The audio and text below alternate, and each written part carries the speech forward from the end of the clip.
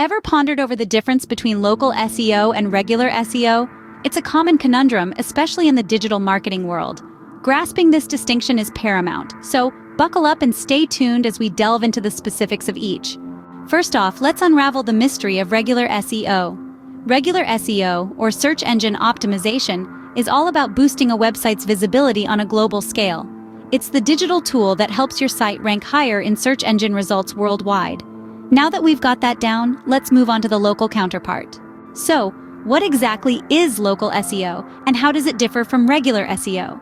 Well, local SEO is all about promoting your products and services to local customers. It's key for topping the local search results, making your business more visible in your area. As we can see, both have their unique importance and applications. Wondering how to leverage both types of SEO for your business? Meet Authority Solutions, a seasoned expert in both local and regular SEO. With proven credibility, they provide tailor-made strategies to elevate your digital presence. Contact Authority Solutions today and give your digital marketing strategy the boost it needs. Don't forget to like this video, subscribe to our channel, and turn on notifications to stay updated with more such insights.